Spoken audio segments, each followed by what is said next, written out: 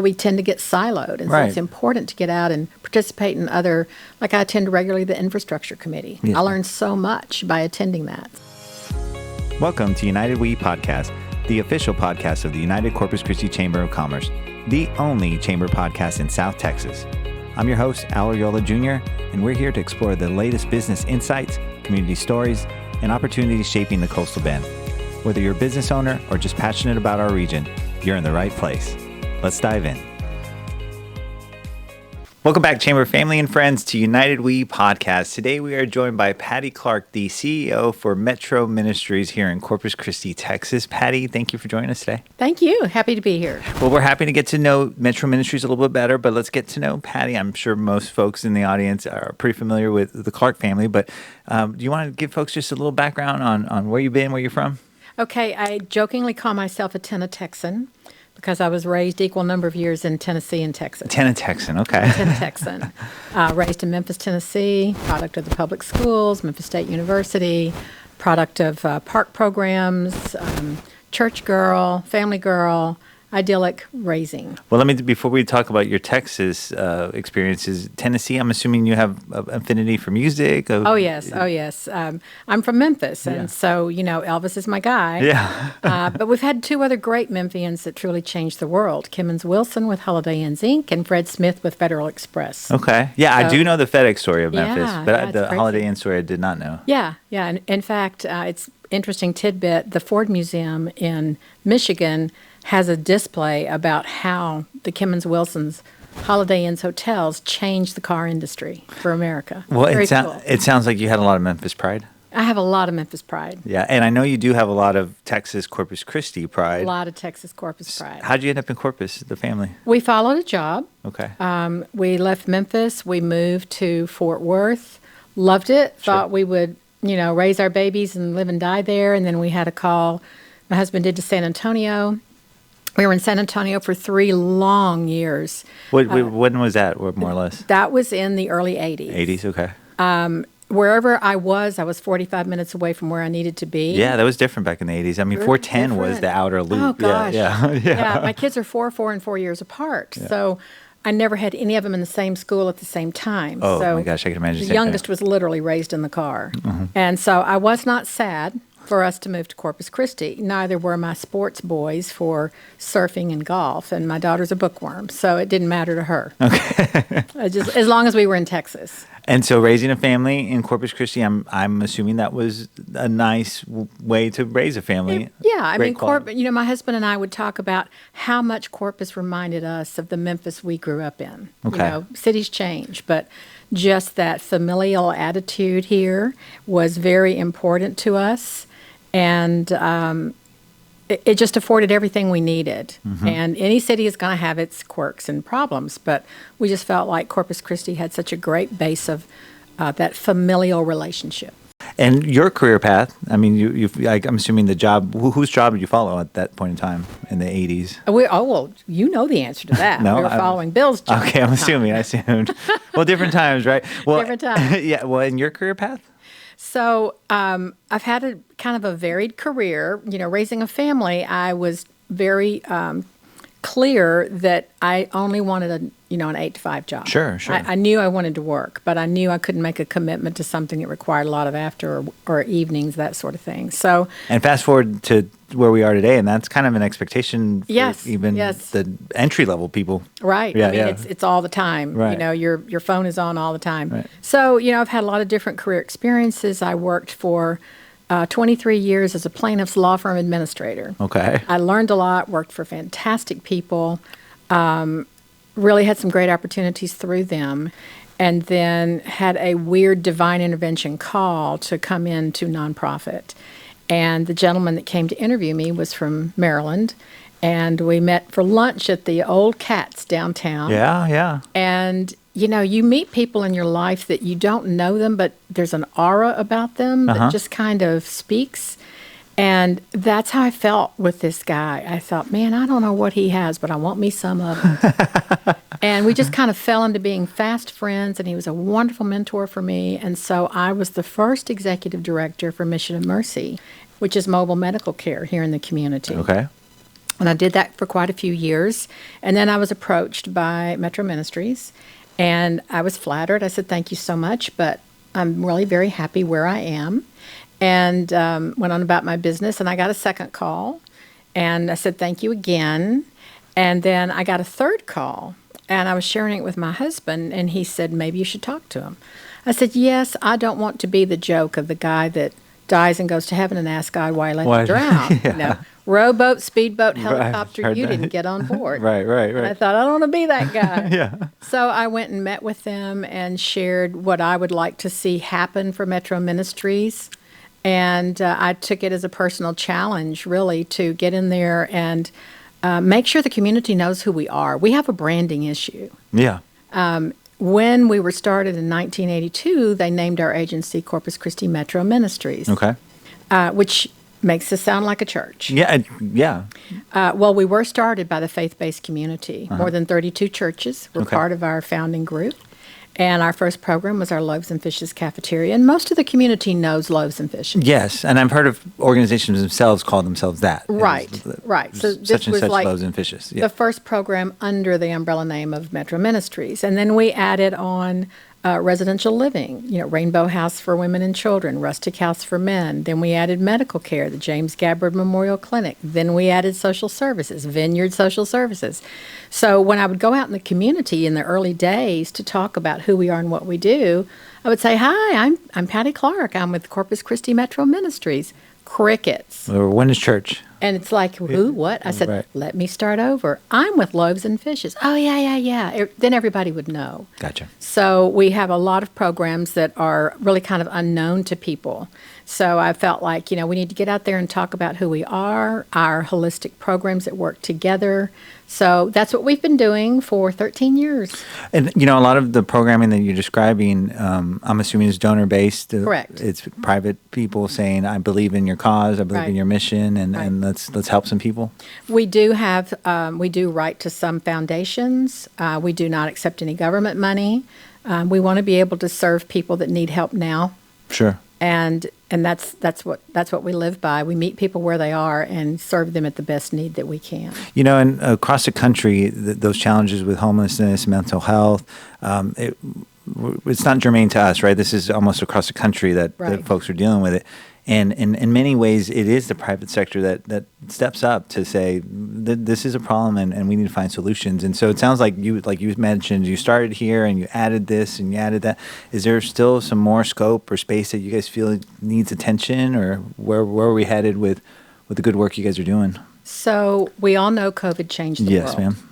And since that time, we haven't seen the same huge demand for residential living, but where we have seen it is in healthcare and in food insecurity. Yeah. So we added a full-time nurse practitioner and medical assistant. We're there 5 days a week, Monday through Friday, and that need just keeps growing. Prior to COVID, I would say that maybe 2/3 of the people we served in our clinic were homeless. Now, only 1/3 are homeless. The other 2/3 are the working poor, the uninsured, or even people who have insurance and can't access care. Yeah.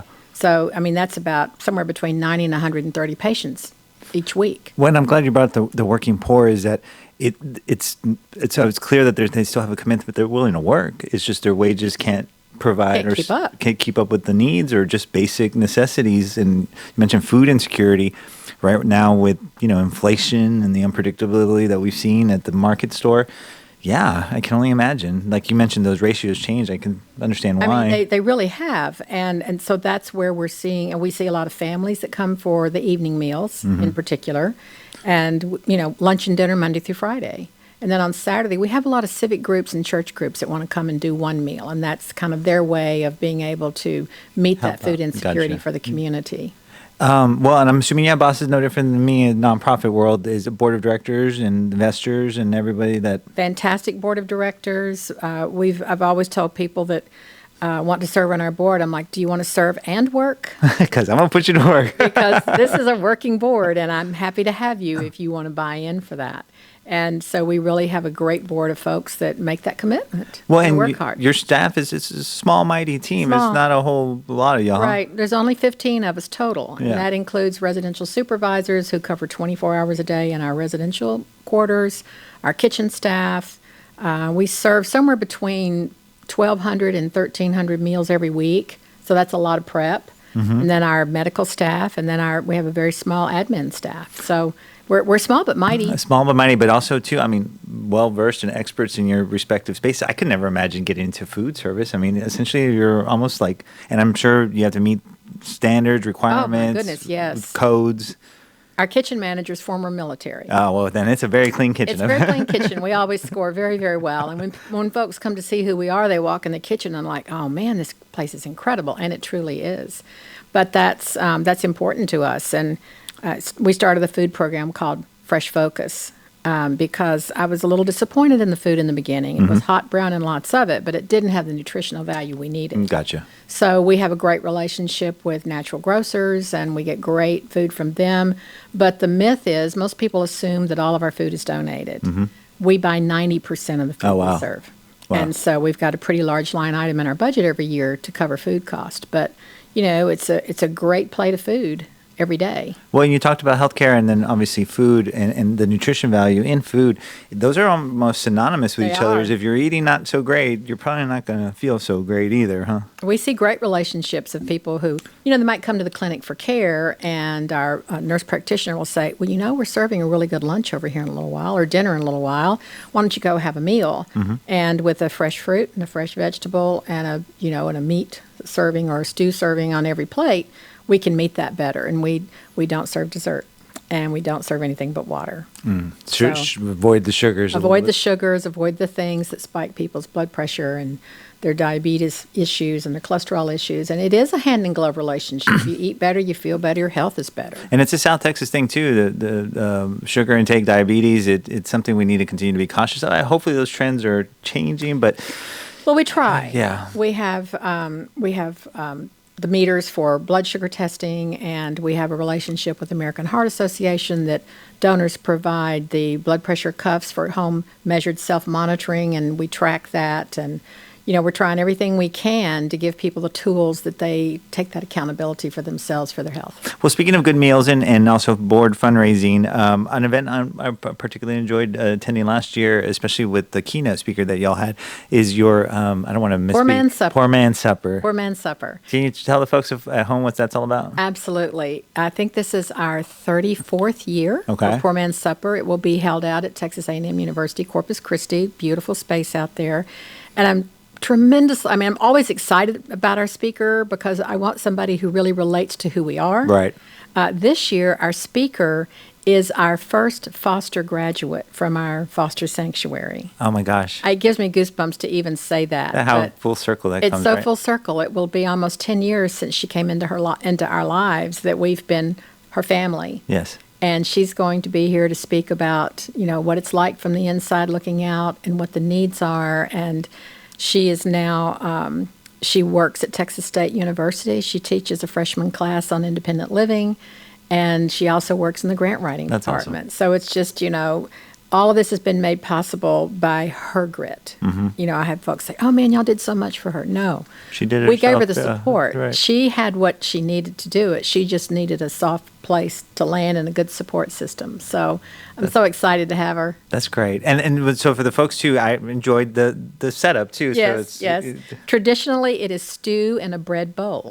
Yes, tasty. And you have to line up to get your meal. It's just a very gentle reminder that a lot of people don't know where their next meal is coming from. Yeah. And so just remember, this could be the only meal you have today. And, you know, everybody has their approach to eating the bread bowl. Some eat all the bowl at the same time, or they dip the top into the stew. I mean, you know, everybody has but they expect that. You know what? And I did notice that everybody had their different approach. Right. It's really interesting to walk around there because I don't eat. You know, I'm too busy watching everybody else. I know how that goes. Yeah, I know how that yeah. goes.